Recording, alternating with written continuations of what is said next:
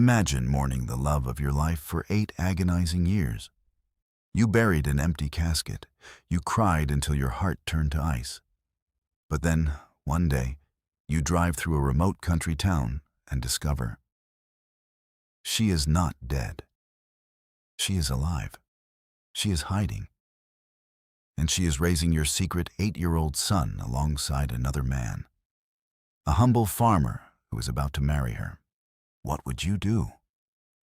Would you use your billions to crush your rival and buy your family back?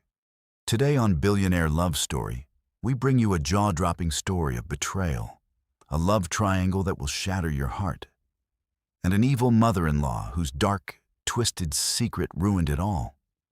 You are going to want to watch this until the very last second, because the final showdown between the billionaire, the farmer, and the toxic mother will leave you absolutely speechless. Before we uncover the truth, please hit that like button and subscribe to the channel. Now, let's begin. Alexander Sterling had absolutely everything a man could ever dream of, at least on paper. At 35 years old, he was a ruthless tech billionaire, the undisputed CEO of the Sterling Empire. He wore custom-tailored Italian suits that cost more than most people made in a year. He lived in a towering glass-walled penthouse that overlooked the bustling city skyline. When he walked into a boardroom, grown men held their breath. But if you dared to look past the wealth, past the intimidating aura, and right into his striking, vivid emerald green eyes, you wouldn't see a triumphant billionaire. You would see a ghost, a man entirely hollowed out by grief. 8 agonizing years ago, the only woman Alexander had ever truly loved, his beautiful, kind-hearted wife, Clara, tragically passed away. Or so the police reports claimed. The official story was that she had jumped from a towering suspension bridge into the dark, raging river below, leaving nothing behind but her wedding ring, her shoes, and a tear-stained suicide note. Her body was never recovered, washed away by the unforgiving current. Since that catastrophic night, Alexander's heart had turned to solid ice.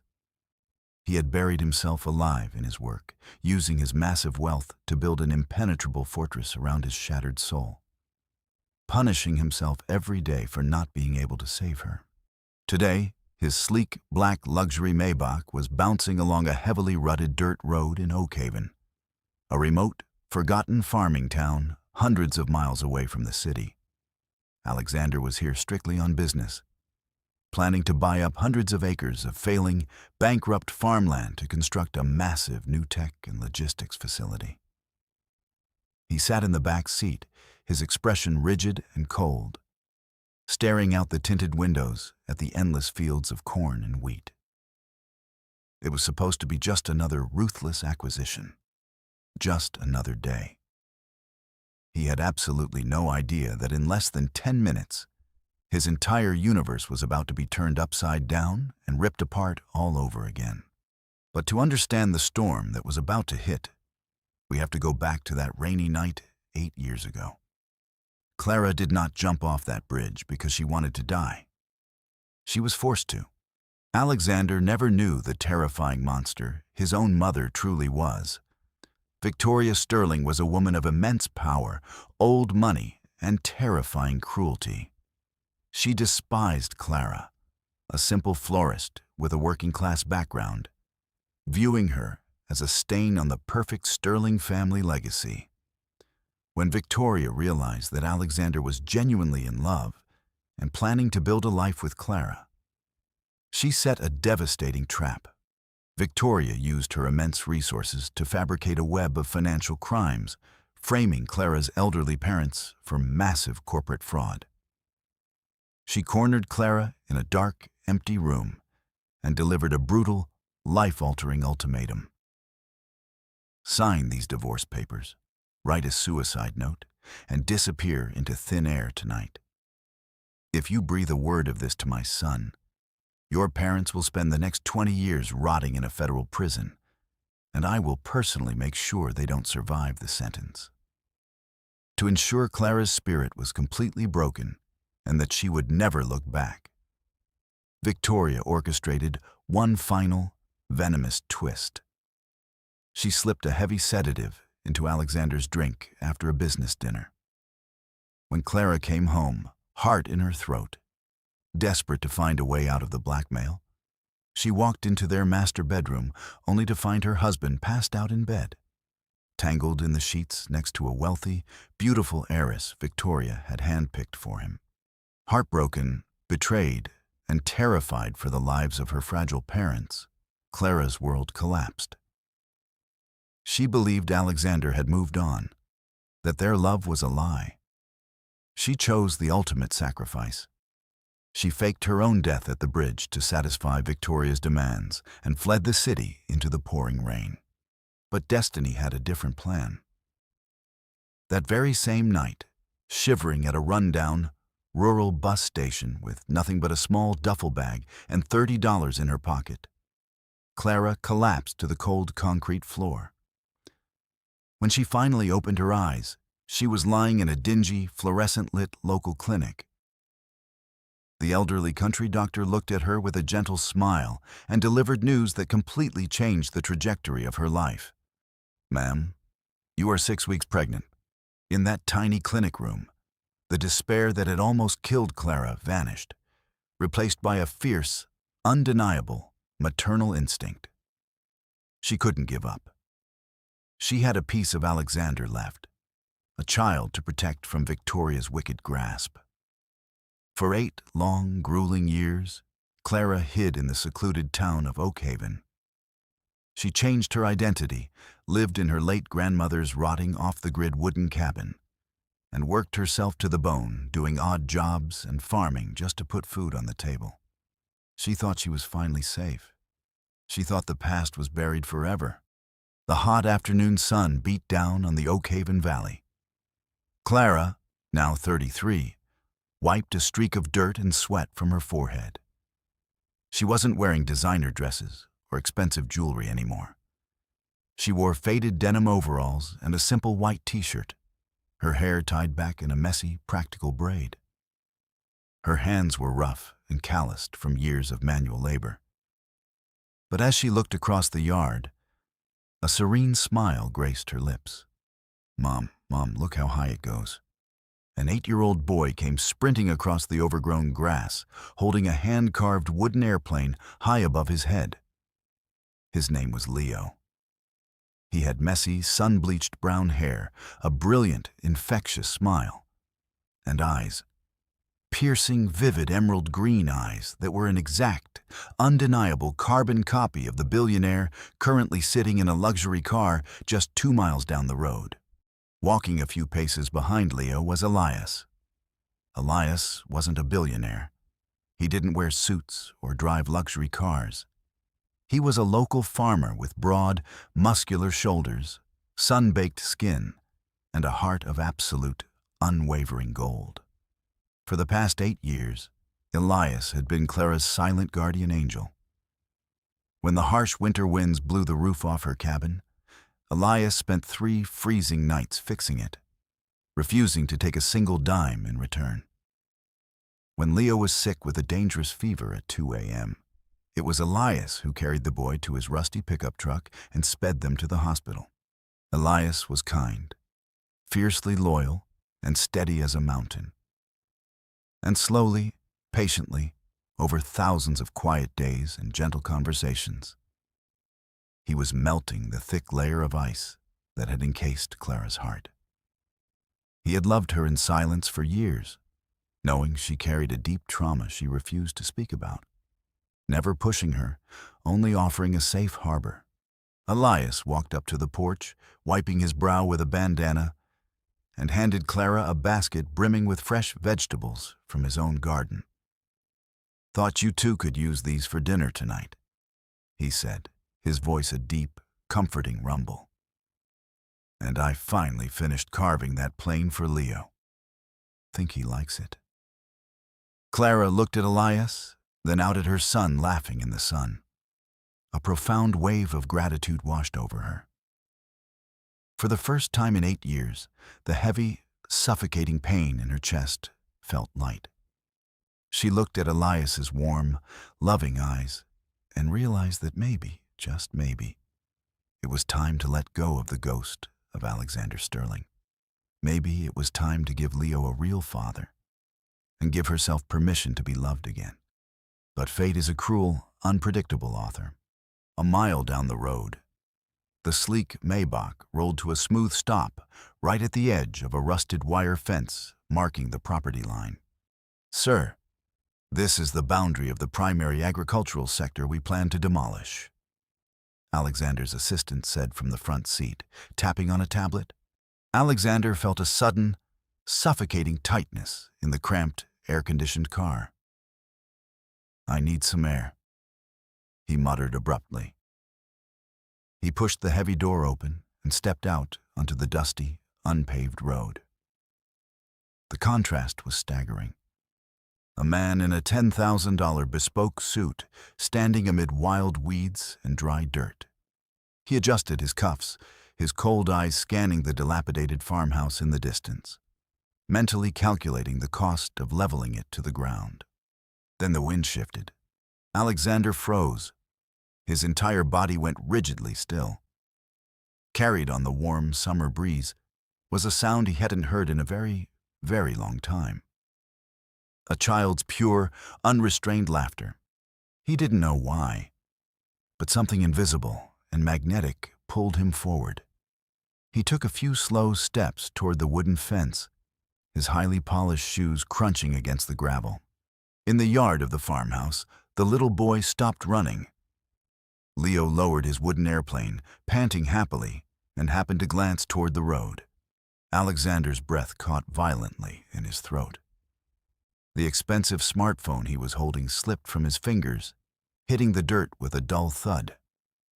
He gripped the wooden fence, his knuckles turning white. Those eyes, the shape of the boy's jaw, the way his head tilted slightly to the left when he was curious, reflecting his own childhood. It was impossible. It was absolutely, scientifically, impossible. "Leo, come wash your hands for lunch, sweetie. Be stum." The voice floated through the air. Alexander's heart physically stopped beating in his chest. The blood drained completely from his face, leaving him pale and trembling. That voice, that soft, melodic voice, it had haunted his darkest nightmares and his most desperate prayers for almost 3,000 nights. He couldn't breathe. The world tilted on its axis, spinning out of control. Emerging from the shadow of the farmhouse porch, holding a glass pitcher of iced lemonade, was a woman. She was smiling brightly, looking up at the tall, rugged farmer, standing intimately close beside her. Elias chuckled at something she said, his large, calloused hand coming up to gently, protectively rest on the small of her back. It was Clara, his wife, his supposedly dead wife. She was alive. She was breathing, sensing the heavy, suffocating gaze from the road. Clara casually turned her head toward the fence. Her eyes, filled with the warmth of the summer day, suddenly locked dead onto the tall, broad-shouldered man standing by the black car in the dark blue suit. The glass pitcher slipped from Clara's trembling hands. It hit the wooden porch, shattering into 100 glittering pieces, the sound slicing through the quiet country air like a gunshot. The ghost of her past had found her. The glass pitcher of lemonade hit the wooden porch, exploding into 100 glittering shards. The sound sliced through the quiet, humid country air. But to Alexander Sterling, it sounded like a bomb going off. For a terrifying, stretched-out second, the universe completely froze. Alexander stood by the rusted wire fence, his custom-tailored suit covered in a fine layer of country dust, staring at the woman on the porch. Clara. His Clara. She wasn't at the bottom of a river. She wasn't a ghost haunting his sprawling, empty penthouse. She was right here, breathing, looking at him with eyes wide with absolute, unfiltered terror. "Mom?" 8-year-old Leo asked, startled by the breaking glass, stepping toward her. That single word, Mom, snapped Clara out of her paralysis. Her maternal instinct, honed by 8 years of survival, kicked in with ferocious speed. She spun around, grabbing Leo by the shoulders, deliberately shielding the boy from Alexander's view. "Leo, go inside," Clara commanded, her voice trembling but sharp. "Go to your room, put your headphones on, and do not come out until I say so. Go, now." Leo, sensing the sudden panic in his mother's voice, didn't argue. He darted into the old cabin, the screen door slamming shut behind him with a loud thwack. Elias, the rugged farmer who had stood by Clara's side for years, immediately sensed the danger. He stepped squarely in front of Clara, his broad shoulders shielding her, his dark eyes locking onto the wealthy stranger approaching from the road. Elias didn't know who this man was, but he saw the way Clara was trembling. That was all he needed to know. Alexander pushed past his panicked assistant. He climbed awkwardly over the low wire fence, stumbling slightly in the dirt, his eyes never leaving Clara. He walked like a man in a trance. "Hey, buddy, that's private property," Elias warned, his deep voice rumbling like distant thunder. He crossed his muscular arms. "I suggest you turn around and get back in that fancy car." Alexander didn't even look at Elias. He stopped 10 feet from the porch. His chest heaved. His hands were shaking so violently he had to ball them into fists. "Clara," Alexander whispered. The name felt foreign, like a prayer he hadn't been allowed to speak in a decade. "Clara, you're alive. How? How are you alive?" Clara stepped out from behind Elias. Her face was pale, tears already pooling in her eyes, but her jaw was set with a fierce, protective anger. "Don't come any closer, Alexander," she said, her voice cracking. "I mean it. Take one more step and I will call the police." "The police?" Alexander repeated, his voice breaking. He felt like he was suffocating. "Clara, I buried an empty casket. I mourned you every single day for 8 years. I wanted to die because I thought I lost you. And you're here? With my son?" "He is my son," Clara screamed, the years of repressed agony finally exploding out of her. "Don't you dare call him yours. You lost the right to call him yours the day your family tried to destroy me."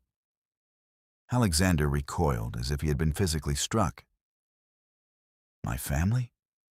Then what are you talking about? You left a suicide note. You left your wedding ring on that bridge. Why did you run away from me?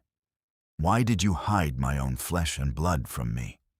Because if I didn't, your mother was going to send my parents to federal prison for the rest of their lives." Clara shouted back, tears spilling down her cheeks. Alexander froze. The air left his lungs. "What?" "Victoria." Clara spat the name like venom. "Your mother. She fabricated financial documents framing my parents for corporate embezzlement. She cornered me. She told me I had 2 choices. Jump off that bridge and disappear forever, or watch my parents die behind bars while she legally stripped my baby away from me. She orchestrated everything, Alexander." "No." Alexander shook his head violently, taking a step back. "No, my mother. She wouldn't. She can be cruel, but she wouldn't commit a felony. Clara, why didn't you tell me? Why didn't you come to me? I would have protected you. I would have destroyed her for you. Because you didn't want me anymore." Clara cried out, her voice echoing across the empty fields. "You think the blackmail was enough to make me fake my own death? I was going to fight her, Alexander. I was going to tell you. But when I came home that night, the night I was going to tell you I was pregnant." Clara choked on a sob, burying her face in her hands. Elias wrapped a protective arm around her trembling shoulders, glaring daggers at Alexander.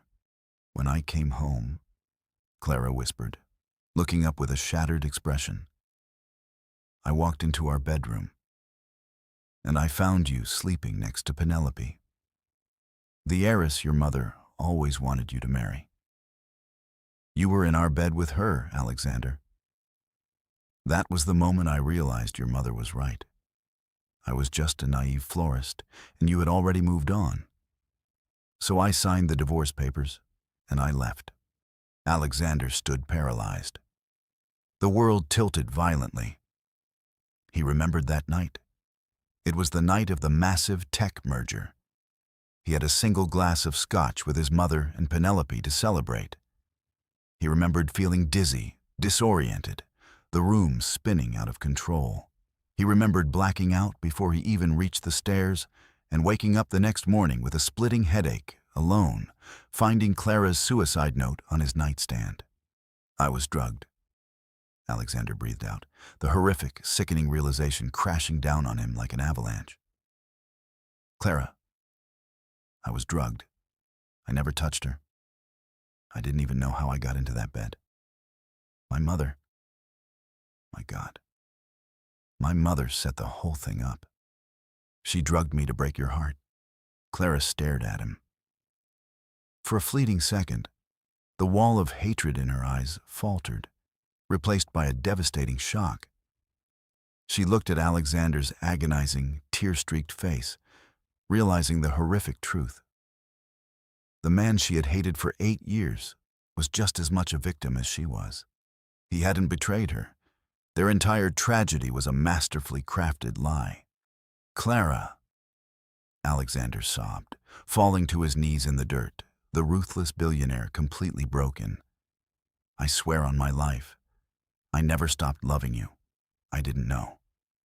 Please, let me see my son. Please let me hold my boy." He tried to stand up, taking a desperate, stumbling step toward the porch. But Elias moved instantly. The farmer descended the wooden steps, placing his large, imposing frame directly between the weeping billionaire and Clara. "That's far enough," Elias said. His voice wasn't angry, but it was as immovable as solid rock. Alexander wiped his eyes, looking up at the farmer. "Get out of my way. That is my wife, and that is my son inside that house." Elias didn't flinch. "I don't care about the papers you signed a decade ago, and I don't care how much money is in your bank account, Mr. Sterling. You might share blood with that little boy in there. But you don't know him." Alexander's jaw tightened. "I am his father." "Are you?" Elias challenged, stepping closer. "Because for the last 8 years, I'm the one who taught him how to ride a bike. I'm the one who sat up with him when he had the flu. I'm the one who dried Clara's tears when she was crying over the pain your family caused her. You can buy this entire town, Alexander, but you can't buy back 8 years of time. She chose to build a life here, and right now, you're trespassing." Alexander slowly rose to his feet. The vulnerability in his eyes began to harden into something else. Something dangerous. He looked at Elias, taking in the man's worn boots and calloused hands. Then he looked past him, to Clara, who was watching Elias with undeniable gratitude and affection. Alexander realized in that exact moment that his mother had stolen much more than his wife. She had stolen his entire life, and this farmer had stepped in to fill the void. "I didn't choose to be absent," Alexander said, his voice dropping to a chilling, low whisper. He straightened his ruined suit. "But I am here now, and I am going to take my family back. Whatever it takes." He turned on his heel and walked back to the Maybach, leaving Clara trembling on the porch, torn between the devastating truth of her past and the quiet, loyal love of her present. Alexander Sterling did not return to his glass penthouse in the city.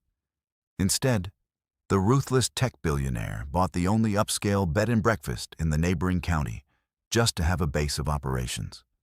He was a man accustomed to solving every problem with a swipe of a platinum card and a legally binding contract. He had found his dead wife and his secret son, and his corporate instincts kicked in. He was going to win them back, no matter the cost. The invasion of Oakhaven began the very next morning. Clara stood on her weathered wooden porch, watching in disbelief as 3 large delivery trucks carefully navigated her muddy, pothole-filled driveway. Delivery men in crisp uniforms began unloading boxes onto her overgrown lawn. There were top-of-the-line bicycles, massive remote-controlled cars, gaming consoles, imported educational toys, and boxes of designer clothes tailored perfectly for an 8-year-old boy. Alexander stood by his Maybach, watching closely, hoping to see the awe and joy on his son's face. Leo slowly walked out of the cabin, holding the simple, hand-carved wooden airplane Elias had made for him. He stared at the mountain of expensive, brightly colored boxes. He looked at the shiny new bicycle, then looked up at Alexander, his bright green eyes wide with confusion and a hint of fear. "Go ahead, Leo," Alexander said, his voice surprisingly soft, trembling with a desperate need to connect. "They are all yours. Whatever you want." Leo took a hesitant step forward. He reached out and touched a massive $500 drone still in its box. Alexander's heart leaped with hope. But just then, the familiar crunch of gravel echoed down the road. Elias's battered, rusty pickup truck pulled into the yard. Leo instantly dropped his hand from the drone. His face lit up with pure, unadulterated joy. He completely ignored the mountain of luxury toys, sprinting across the grass toward the truck. "Elias!" Leo yelled, holding up his wooden plane. "Can we go to the big hill and fly it now? You promised." Elias scooped the boy up, laughing, tossing him into the air before catching him effortlessly. "You bet we can, buddy. Let's go." Alexander stood frozen by his luxury car. He watched his own flesh and blood, the son he had grieved for before he even knew he existed, cling to another man. The mountain of expensive toys suddenly looked like a pile of worthless trash. The realization hit Alexander like a physical blow to the chest. He was a billionaire, yet he was completely bankrupt in the only currency that mattered to this little boy. That afternoon, driven by a suffocating mix of grief and jealousy, Alexander drove his Maybach onto Elias's property. The farm was modest, functional, and worn by the harsh weather. Elias was in the barn, fixing a tractor engine, his hands covered in dark grease. Alexander stepped into the dusty barn, looking entirely out of place in his pristine suit. He didn't waste time with pleasantries. He reached into his tailored jacket, pulled out a sleek leather checkbook, and clicked a heavy gold pen. "I am a businessman, Elias," Alexander said, his voice cold and commanding. "And I understand the value of a service rendered. You took care of my wife and my son when I could not. I am grateful. But your shift is over. Name your price, 1 million, 5, 10, write the number down, pack your bags, and leave Oakhaven. Start a new life wherever you want." He tore the blank check from the book and held it out. Elias slowly wiped his greasy hands on a rag. He looked at the check, then looked up at Alexander with a gaze so calm and steady it made the billionaire clench his jaw. Elias didn't yell. He didn't puff out his chest. He simply reached out, took the check, and tore it neatly down the middle. Then he tore it again, letting the pieces flutter to the dirt floor. "You can buy the whole damn county, Mr. Sterling," Elias said, his deep voice echoing in the quiet barn. "You can buy courts and you can buy silence. But you cannot buy me. You think you can just write a check for 8 years of life?" When Clara was crying so hard she couldn't breathe, I held her. When Leo had a fever of 104 degrees and was screaming for a father, I was the one who put a cold towel on his head. I didn't do it for money. I did it because they are my family. You might have given that boy his green eyes, but I built his world, and I am not going anywhere. Alexander's hands curled into tight fists, his pride violently clashing with the agonizing truth in the farmer's words. He left the barn without another word, his heart consumed by a dark, desperate storm. The climax of this devastating tug-of-war arrived 2 nights later. Clara agreed to meet Alexander alone at the old suspension bridge just outside of town. The very same bridge where her fake suicide had been staged 8 years ago. Rain was pouring down, soaking them both to the bone, matching the turbulence in their hearts. Clara stood shivering, looking at the man she had once sworn to love forever. "Alexander," she said, her voice breaking over the sound of the rain. "I know the truth now. I know you didn't betray me with Penelope. I know you were drugged, and I know you grieved for me. And God, knowing that you never stopped loving me, it breaks my heart all over again." Alexander stepped closer, desperately reaching out to hold her hands. "Then come home, Clara. Please, come back to the city with me. Let me protect you from my mother. Let me be a father to Leo. We can start over. We can be the family we were supposed to be." Tears streamed down Clara's face, mixing with the cold rain. She gently, agonizingly, pulled her hands out of his grasp. "I can't," she sobbed. Alexander froze. "What?" "I can't go back, Alexander. Your world, your mother's world. It almost killed me. It almost killed our son. And Elias..." She choked back a sob, looking away. "Elias saved my life. He bled for us. He gave up his youth to protect a woman who was broken. I love you, Alexander. A part of me will always love you. But I owe Elias my life. I cannot break a good man's heart. Elias asked me to marry him, and I am going to say yes." The words struck Alexander with lethal force. I am going to say yes. The rejection completely shattered whatever was left of his sanity. The grief, the trauma of losing her 8 years ago, and the sheer terror of losing her again, twisted Alexander's brilliant mind into something ruthless. He reverted to the only defense mechanism he knew: corporate warfare. If he couldn't win her heart, he would control the board. Within 48 hours, the full, terrifying power of the Sterling Empire fell upon the tiny town of Oakhaven. Alexander used his shell companies to buy out the local community bank. He instantly called in all the debts. Suddenly, half the town was facing foreclosure, including Elias's farm. The tractor Elias was repairing, the land he farmed, the very roof over his head, now legally belonged to Alexander Sterling.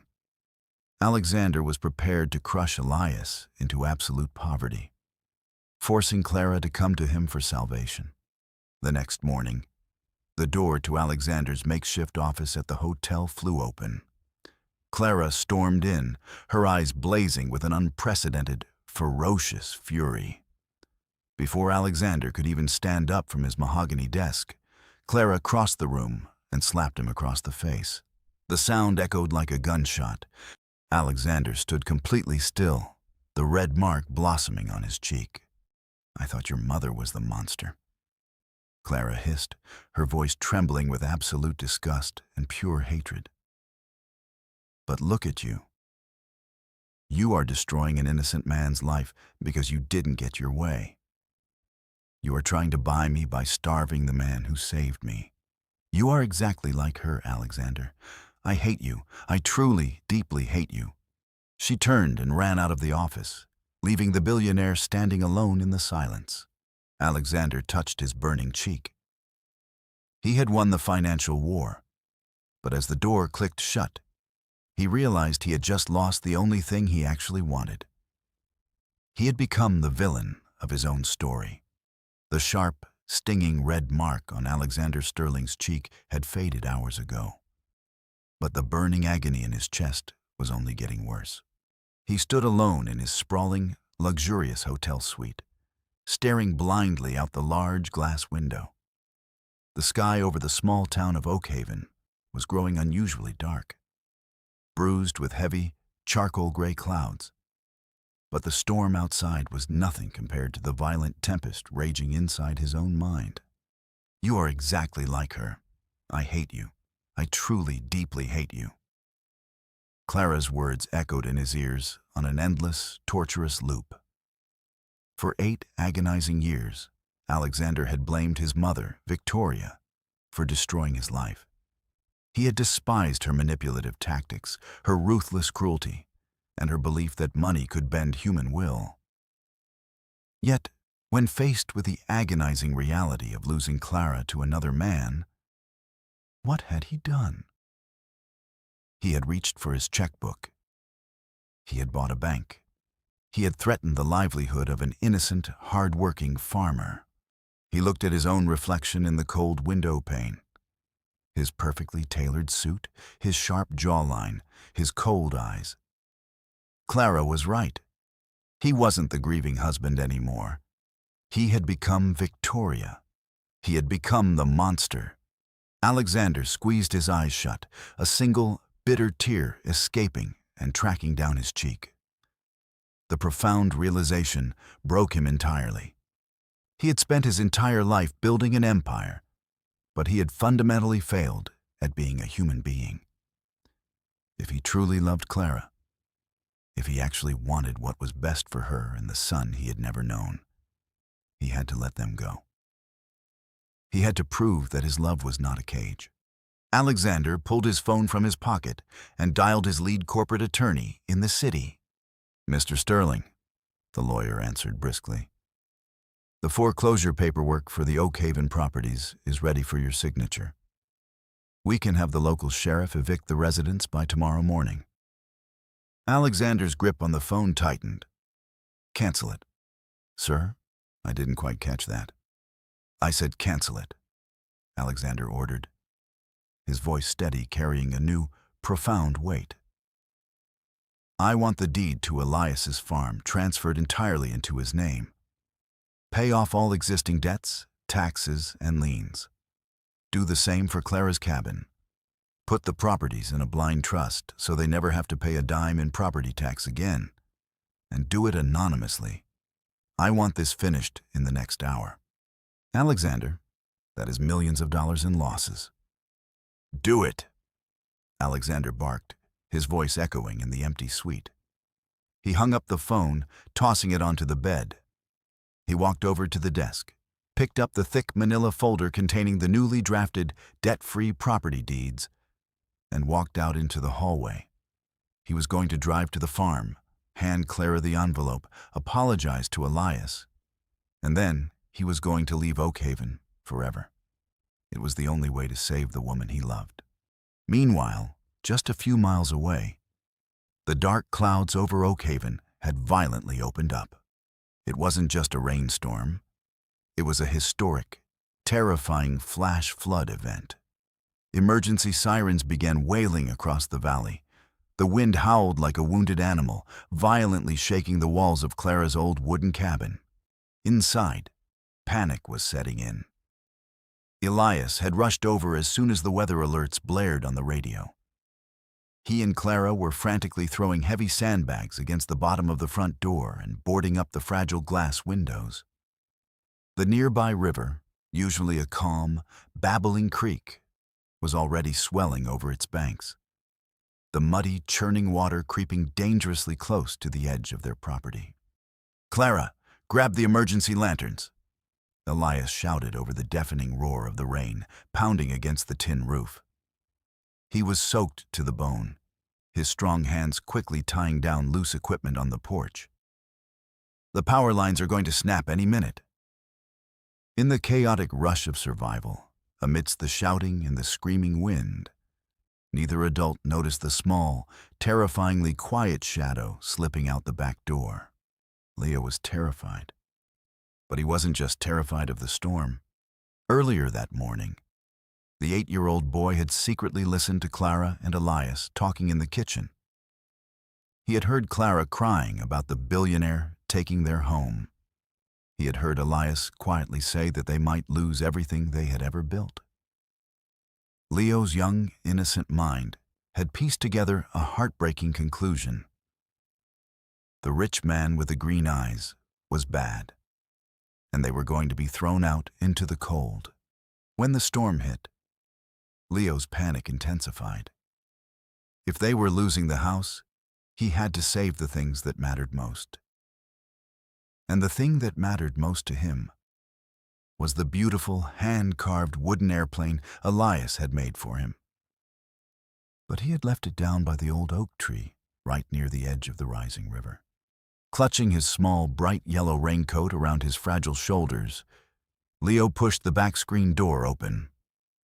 The wind immediately knocked the breath out of his lungs, but he put his head down and ran blindly into the torrential downpour. He had to save the airplane. He had to be brave for his mom and Elias. 10 minutes later, inside the cabin, the power abruptly cut out, plunging the room into darkness. Clara clicked on a heavy battery-powered lantern, the harsh light illuminating the dusty floorboards. "Elias, the water is getting too high. We might have to get to the roof," Clara yelled, wiping wet hair from her face. She turned toward the hallway. Leo, come out here, baby. Stay close to Mom." There was no answer. "Leo!" Clara's voice cracked. She ran down the narrow hallway, throwing open the door to his small bedroom. It was empty. She checked the bathroom. Empty. She checked under the kitchen table. Empty. "Elias!" Clara screamed, a sound of absolute primal horror ripping from her throat. "Elias, he's not here. Leo is gone." Elias dropped the wooden planks he was holding. His face turned completely white. He rushed to the back of the house, noticing the back screen door aggressively banging back and forth in the violent wind. The latch completely broken. "He went outside," Elias yelled, grabbing a heavy flashlight. "Clara, stay here." "No, I'm coming with you," Clara cried, grabbing his arm, her eyes wild with a mother's sheer terror. "The river, Elias! The river is flooding!" Together, they threw open the door and sprinted into the blinding, freezing rain, screaming Leo's name until their throats bled. But the howling wind completely swallowed their voices. At that exact moment, Alexander's luxury Maybach was aggressively battling the flooded dirt road leading to the farm. The expensive car's tires were spinning wildly in the thick, treacherous mud. Alexander gripped the leather steering wheel, his knuckles white, determined to deliver the deeds before he left. As his headlights pierced through the chaotic sheet of rain, they illuminated a horrifying scene in the yard. Elias and Clara were desperately stumbling through the knee-deep mud, flashing lights frantically into the dark, churning woods near the swelling river. Clara fell to her knees in the mud, screaming toward the dark water. Alexander slammed on the brakes, abandoning the car in the middle of the road. The manila folder containing the multi-million-dollar property deeds slipped from the passenger seat, falling into the muddy footwell, completely forgotten. He sprinted through the blinding rain toward them. "Clara! Elias! What's happening?" Alexander roared over the wind. Clara turned to him, her face covered in mud and tears. She grabbed the lapels of his expensive, ruined suit. "He's gone!" she shrieked, pointing a trembling hand toward the raging, roaring river. "Leo is gone. My baby is in the storm." The billionaire's heart stopped. The petty rivalries, the anger, the billions of dollars in the bank, none of it mattered. His son was out there in the freezing, violent dark. Alexander looked at Elias. The farmer met his gaze. In that split second, the two bitter rivals completely silently agreed. They weren't a billionaire and a farmer anymore. They were two men who loved the same boy, and they were going to walk into hell to bring him back. The night sky over Oakhaven had turned into a pitch-black, violently swirling nightmare. The rain wasn't just falling. It was attacking the earth in blinding, icy sheets. The usually calm river at the edge of the property had transformed into a raging, muddy monster, tearing down ancient trees and swallowing the shoreline whole. Alexander Sterling, a man who commanded boardrooms with a single icy glare, was reduced to a desperate, terrified father. His bespoke $10,000 suit was ripped, soaked, and plastered in thick brown mud. He had lost one of his expensive leather shoes in a sinkhole, but he didn't care. He couldn't feel the freezing rain.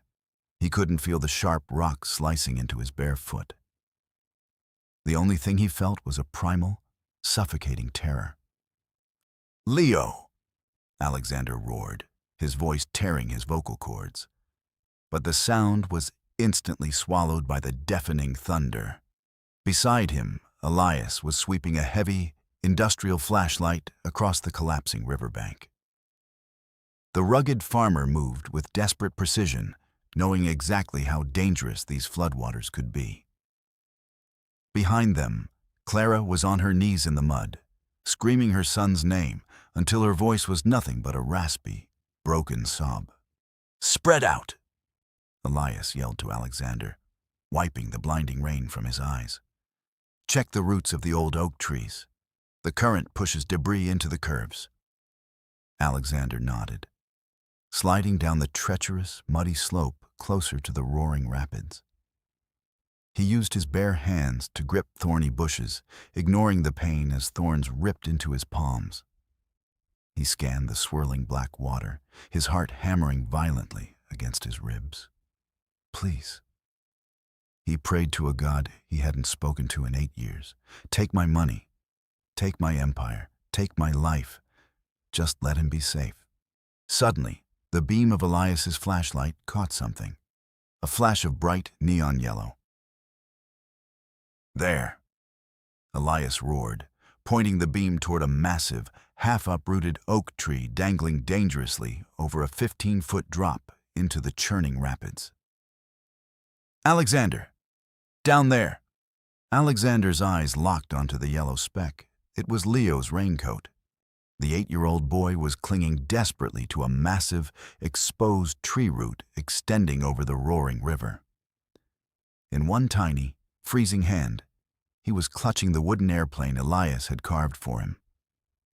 Below him, the floodwater was raging like a freight train, ripping away chunks of the mud cliff second by second. Leo was crying, his small voice completely drowned out by the storm. "Leo!" Alexander screamed. He didn't think. He didn't hesitate. The billionaire didn't wait for a safety line or a rescue team. He threw himself down the collapsing, slick mud embankment, sliding wildly toward the edge of the cliff. "Alexander, wait! The bank is unstable!" Elias shouted, quickly unspooling a thick coil of emergency rope from his shoulder and tying it around a sturdy, deeply rooted tree stump at the top of the hill. Alexander hit the lower ledge with a heavy, painful thud, stopping just inches from the sheer drop into the rapids. He crawled on his stomach through the thick mud, inching his way out onto the exposed, violently shaking tree roots where his son was clinging for his life. "Leo, look at me!"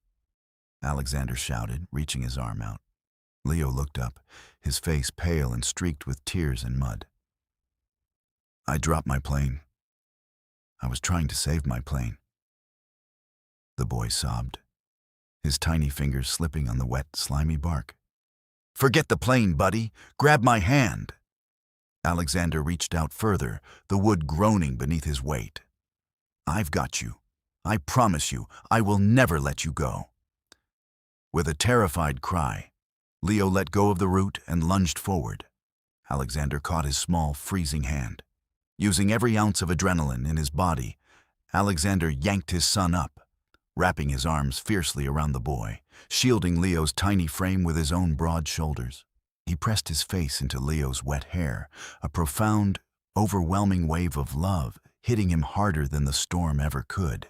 He finally had his son in his arms. "Catch!" Elias yelled from the top of the ledge. The heavy rope slapped into the mud next to Alexander. "Tie it around his waist. Make a tight knot," Elias ordered, bracing his muscular legs against a rock, ready to pull them up. Alexander quickly wrapped the thick rope around Leo, tying a secure knot. "Okay, pull him up," Alexander yelled. Elias hauled the rope, his muscles straining, pulling the crying boy up the slippery mud slope to safety. Clara lunged forward, grabbing Leo and pulling him into her chest, sobbing uncontrollably as she covered his face in desperate kisses. "He's safe. I got him," Elias yelled down to Alexander. "Now grab the rope. I'm pulling you up." Alexander grabbed the wet rope, finding his footing on the slippery roots to begin his climb. But nature is incredibly cruel. As Alexander put his weight on the muddy wall, a deafening, terrifying crack echoed through the valley. Upstream, a massive 1,000-pound dead tree trunk had been uprooted by the flood. It was hurtling down the raging river like a torpedo, riding the crest of a massive wave, aiming directly at the unstable mud cliff where Alexander was standing. "Alexander, look out!" Clara screamed in sheer horror. Alexander turned his head. The massive wall of water and timber was rushing right at him. There was no time to climb. There was no time to run. He was going to be crushed and swept into the freezing abyss. He closed his eyes, accepting his fate, grateful that his last act on earth was saving his son. But the impact never came. Instead, a massive weight slammed into Alexander from the side. Elias had let go of the rope and thrown his entire body down the mudslide like a human shield. Elias collided with Alexander, shoving the billionaire hard to the left, tossing him into the safety of a shallow, muddy ravine just inches from the drop. In that exact fraction of a second, the 1,000-pound tree trunk slammed violently into the collapsing cliff edge. Crack. Elias took the brutal, catastrophic impact. The heavy timber struck his side and head with sickening force. The farmer was thrown backward, his body going completely limp as the ground gave way, plunging him toward the churning black rapids below. "No!" Alexander roared.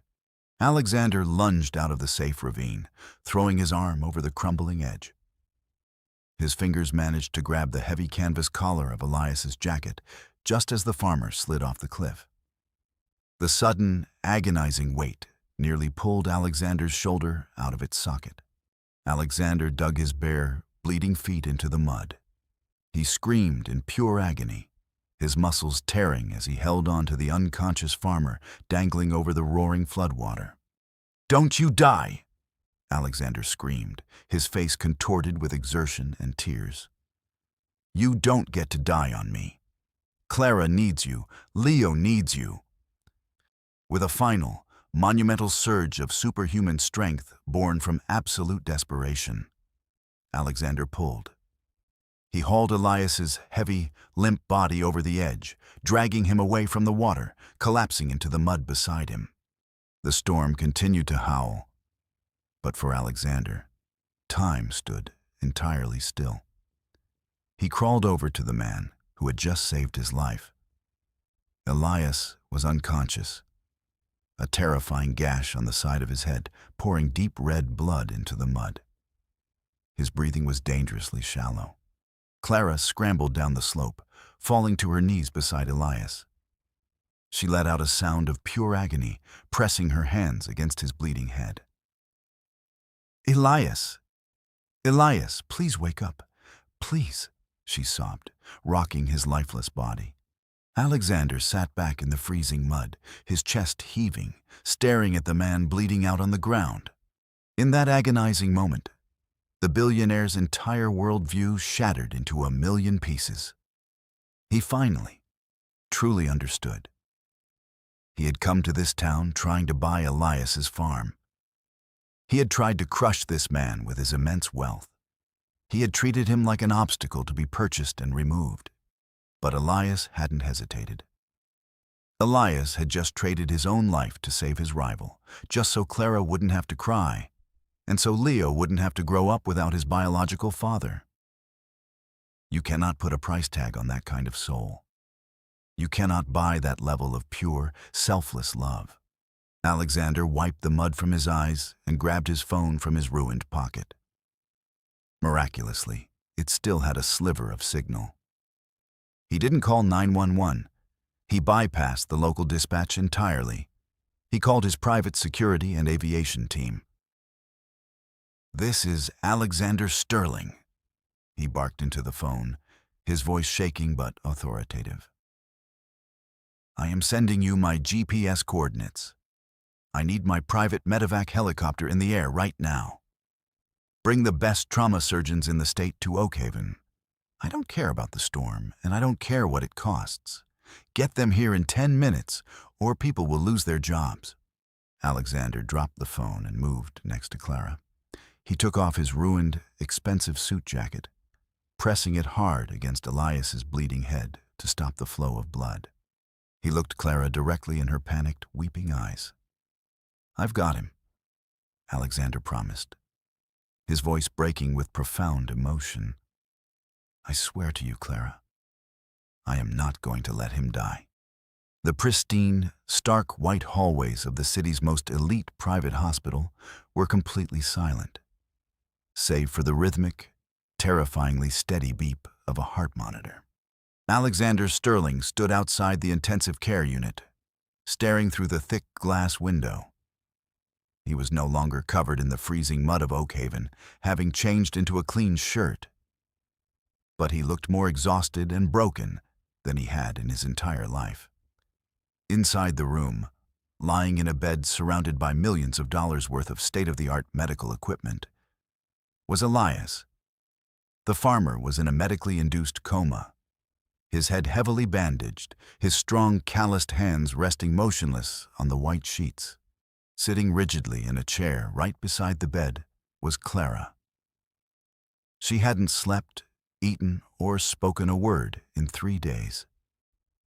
She just sat there, her fingers desperately intertwined with Elias's, silently crying until she had absolutely no tears left to shed. Alexander watched her through the glass, his heart shattering into 1,000 irreparable pieces. He had used his vast wealth to fly in the top neurosurgeons from across the country. He had rented out the entire hospital wing to ensure they had absolute privacy. He had done everything money could possibly do. But as he watched Clara press a gentle, agonizing kiss to Elias's knuckles, a profound and devastating truth washed over him. He could buy the hospital, he could buy the doctors, but he could never, ever buy the absolute devotion in Clara's eyes. Alexander realized that true love wasn't about ownership. It wasn't about winning a competition, and it certainly wasn't about destroying your rivals. True love was about wanting the person you care about to be happy and safe, even if it meant you couldn't be a part of their life. Elias had proven his love by sacrificing his life to save Alexander, ensuring Leo would not lose his biological father. Now, it was Alexander's turn to show what real love looked like. With a heavy, trembling sigh, Alexander turned away from the glass. He walked down the quiet corridor to a small waiting room, pulled out a pen, and began to write. 3 days later, the miracle they had all been praying for finally happened. Inside the ICU, Elias's fingers gave a weak, subtle twitch. Clara gasped, shooting up from her chair. Slowly, painfully, the farmer's dark eyes fluttered open. He blinked against the harsh fluorescent lights, his gaze frantically searching the room until it landed on Clara. "Clara," Elias croaked, his voice barely a raspy whisper. Is Leo safe?" "He's safe," Clara sobbed, burying her face in his chest, wrapping her arms around him as gently as she could. "He's safe, Elias. You saved them. You saved my boy." Elias let out a long, shaky breath of relief. resting his heavy hand on her hair. "Alexander?" he asked quietly. Clara wiped her eyes and looked around the room, suddenly realizing that the billionaire had not been hovering in the hallway for the past 2 days. She walked over to the small table in the corner of the room. Resting on top of it was a thick, brown leather portfolio and a handwritten letter addressed to her. With trembling hands, Clara opened the envelope and began to read. "My dearest Clara, by the time you read this, I will be gone. I brought the best doctors in the world to save Elias, because a man with a soul that pure deserves to live a long, beautiful life. As I watched you sit by his bedside, I finally understood the terrible mistake I made. I loved you fiercely, Clara, but I loved you selfishly. Elias loves you purely. Inside this portfolio are the deeds to the farm and the cabin. They belong to Elias now, completely debt-free. I have also set up an irrevocable trust fund for Leo. It will pay for his education, his health care, and whatever dreams he wishes to chase. Tell my beautiful boy that his father loves him more than life itself, and that I am so incredibly proud of him. I am walking away, Clara. Not because I have stopped loving you, but because I love you enough to let you be happy. You have a good man right beside you. Marry him, build a beautiful life with him. Do not let the shadows of my family ruin your sunshine ever again. Forever yours, Alexander." Tears freely spilled down Clara's cheeks, staining the heavy parchment paper. She looked up at the empty doorway. For 8 years, she had believed Alexander was a villain who had abandoned her. Now, he was walking away as a hero, sacrificing his own happiness to protect hers. Months slowly passed. Autumn arrived in Oakhaven, painting the valley in breathtaking shades of gold and amber. Elias had made a miraculous recovery, his strength returning with every passing day. The farm was thriving, no longer burdened by debt, and Leo was back to running across the fields, his laughter echoing in the crisp air. Yet, despite the peace, Elias noticed a profound, lingering silence in Clara. One crisp evening, Elias sat on the wooden porch, carving a new wooden toy. He watched Clara standing by the fence. She was holding a letter, one of the many weekly letters Alexander religiously sent to Leo. Clara was staring out toward the horizon, her eyes fixed in the exact direction of the distant, sprawling city skyline. Elias stopped carving. He looked at the woman he had loved and protected for nearly a decade. He saw the gentle sorrow in her eyes, a quiet yearning that she tried desperately to hide for his sake. Elias stood up, wiped the wood shavings from his jeans, and walked over to her. He gently placed his large, warm hands on her shoulders. "He writes to Leo every week," Elias said softly, his deep voice carrying on the autumn breeze. "But I see the way you read those letters, Clara. You're looking for a message for yourself." Clara stiffened, turning around quickly with a guilty expression. "Elias, No, I'm just checking the mail. I'm right here. With you." Elias offered her a sad, beautiful, and completely understanding smile. "Clara, look at me. I love you. I have loved you since the day you showed up in this town with a broken heart and a baby on the way. But I also know the truth." He reached out and gently tucked a loose strand of hair behind her ear. "On the day of the storm, I threw the rope down the cliff. But Alexander didn't hesitate to jump into the mud. He was ready to die for that little boy. He proved exactly who he is. And Clara, your heart never actually left that city. You stayed here out of fear and then out of obligation to me. But you don't owe me your life." "Elias," Clara wept, her heart breaking at his unbelievable selflessness. "You are the best man I have ever known. I can't just leave you. You aren't leaving me, Elias chuckled warmly, wiping a tear from her cheek. I will always be Leo's uncle, Elias. This farm will always be his second home. But Alexander is his father, and he is the man you never stopped loving. It's okay, Clara. Go find him. Go bring your family back together. Clara threw her arms around Elias's neck, crying into his shoulder, overwhelmed by a gratitude so deep it defied words.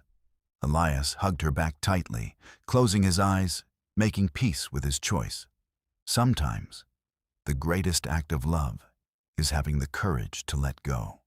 The very next afternoon, Alexander sat in his grand, empty penthouse, staring blankly at a spreadsheet he hadn't read in hours. His life was a monotonous routine of wealth and isolation. He missed his son's laugh. He missed Clara's voice. Suddenly, the private elevator chimed, signaling an arrival. Alexander frowned. He hadn't requested any visitors. The heavy steel doors slid open. Alexander stood up slowly from his mahogany desk, the breath completely vanishing from his lungs. Standing in the foyer of his penthouse was Leo, wearing a neat little jacket, holding a wooden airplane. And right behind him, looking more beautiful than she ever had in her entire life, was Clara. Mom said we had to come to the city, Leo announced proudly, his green eyes shining. She said we have to bring you home. Alexander's vision instantly blurred with heavy tears. He bypassed his desk, falling to his knees right in the middle of the expensive marble floor. He opened his arms, and Leo ran straight into them, hugging his father tightly. Alexander looked up over his son's shoulder. Clara walked toward him, tears streaming down her own smiling face. She knelt down beside them, wrapping her arms around both Alexander and Leo, pressing her forehead against her husband's.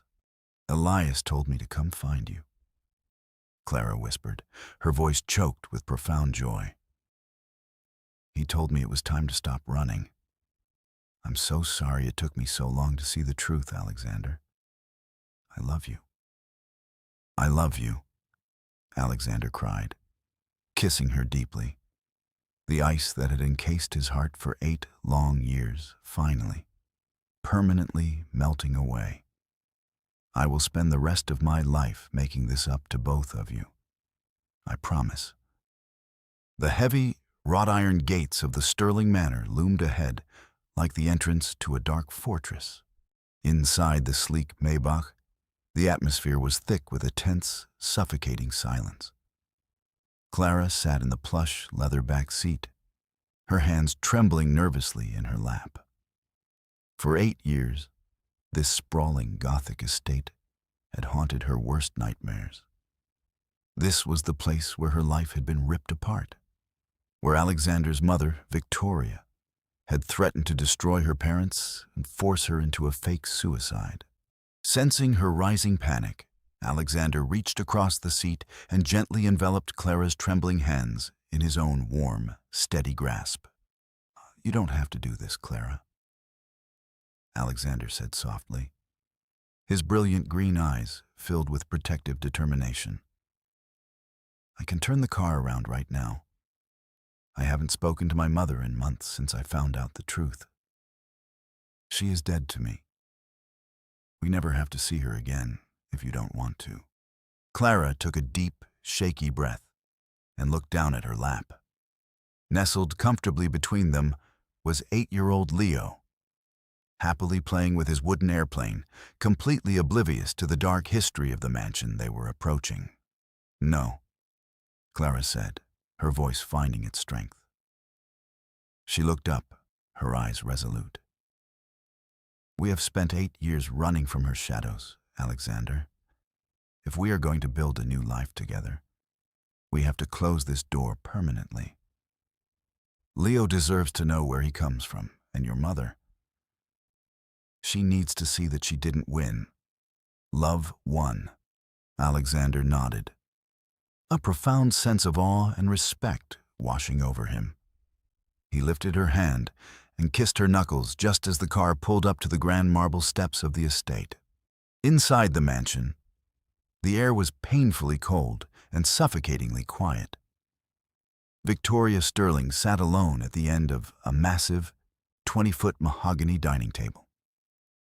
The room was decorated with priceless art and gold-leaf chandeliers, but it felt entirely like a tomb.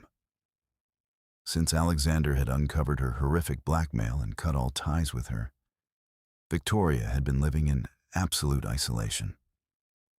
She had her billions, her status, and her terrifying reputation. But she had never felt so paralyzingly empty. The heavy oak doors to the dining room suddenly creaked open. Victoria didn't look up from her untouched cup of tea. "I told the staff I am not to be disturbed," she snapped, her voice carrying its usual icy venom. "The staff didn't let us in, Mother. I used my key." The teacup slipped from Victoria's manicured fingers, clattering loudly against the fine china saucer. She whipped her head around, her sharp eyes widening in sheer disbelief. Standing in the grand doorway of her dining room was her son, Alexander. But he wasn't alone. Standing tall and proud beside him, her hand securely interlocked with his, was Clara. And standing slightly in front of them, holding Clara's leg, was a little boy with messy brown hair. The blood instantly drained from Victoria's perfectly powdered face. She gripped the edges of the table, her knuckles turning bone white. She looked like she had just seen a ghost walk out of the grave. "Clara," Victoria breathed out, her voice trembling, stripping away all of her usual arrogant composure. You're alive. How is this possible? The bridge, the river." "I survived, Victoria," Clara said, stepping forward into the grand room. Her voice did not shake. She was no longer the terrified, naive young florist from 8 years ago. She was a mother who had survived the harshest storms, both literally and figuratively. "Despite everything you did to destroy me, to destroy my family, I survived." Victoria's chest heaved. Her eyes frantically darted to Alexander. "Alexander, listen to me. This woman is a manipulator. She faked her death to torture you. "Stop it, Mother," Alexander interrupted, his voice dropping to a low, dangerous growl that echoed off the marble walls. "I know everything. I know about the blackmail. I know you framed Clara's parents. I know you drugged my drink that night to make Clara think I had betrayed her. Your game is entirely over. I haven't come here to argue with you. I came here to show you exactly what you threw away." Alexander gently placed his hands on Leo's shoulders, moving the boy slightly forward into the light of the chandelier. Victoria's breath hitched violently in her throat. She stared at the little boy. She saw the familiar shape of his jaw. She saw the unruly brown hair. And then, Leo looked up at her, blinking his bright, vivid, emerald green eyes. It was like looking through a time machine at Alexander when he was 8 years old. "This is Leo," Alexander said, his voice thick with emotion.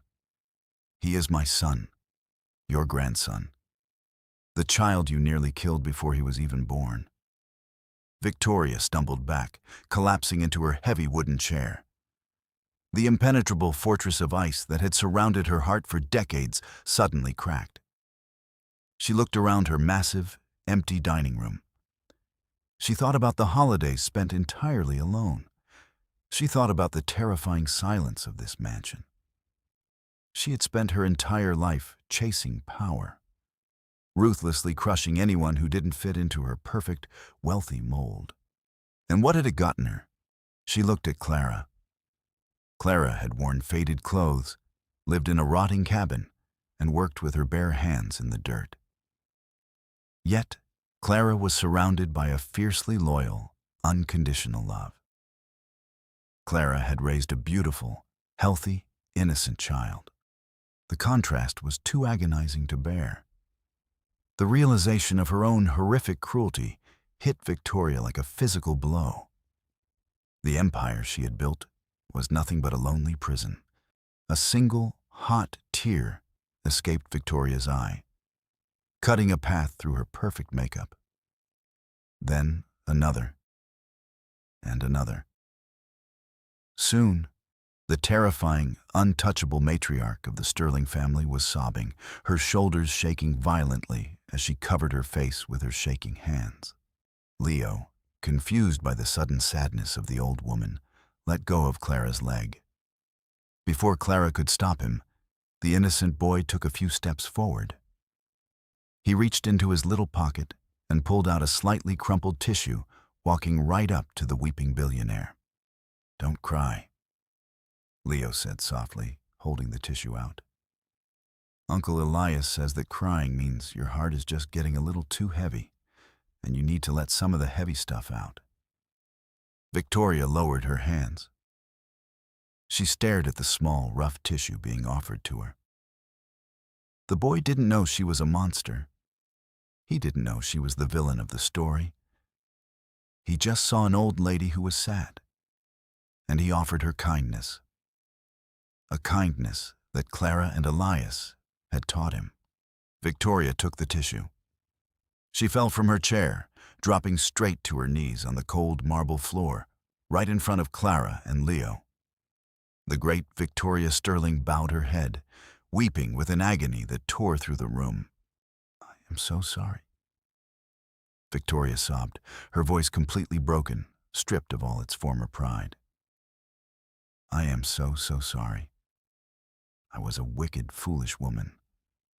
I thought money was the only thing that mattered. I thought I was protecting our family, but I destroyed it. Clara, I don't deserve your forgiveness. I don't deserve to even look at this beautiful boy. But please, please don't let me die alone in this house. Please." The silence in the room was deafening, broken only by the sound of the old woman's desperate weeping. Alexander looked at Clara, leaving the ultimate decision entirely in her hands. She had every right to turn around, walk out the door, and let Victoria rot in her lonely castle. But Clara looked down at the broken woman on the floor. She thought about Elias and the grace he had shown Alexander. She thought about the kind of man she wanted Leo to become. Holding on to hatred would only poison their new beginning. Clara slowly crouched down, bringing herself to eye level with Victoria. "You stole 8 years of my life, Victoria," Clara said softly, her voice firm but entirely lacking in malice. "You stole 8 years of Alexander being a father. I will never forget what you did. But for the sake of my son, and for the sake of the man I love, I am going to forgive you." Victoria looked up, her eyes wide with shock and profound gratitude. "But," Clara continued, her tone turning unyielding and authoritative, proving she was now the true matriarch of the family, "you will never manipulate us again. You will earn your place in Leo's life day by day. You will show him kindness, not just buy him gifts. We do this on my terms now. Do you understand?" "Ooh." Victoria nodded frantically, clutching the tissue Leo had given her against her chest as if it were the most valuable diamond in the world. Yes, Clara. Thank you. Thank you." Alexander knelt beside Clara, wrapping his arm around her waist, looking at his mother with a mix of lingering pain and cautious hope. "We have a lot of work to do, Mother, but we will try."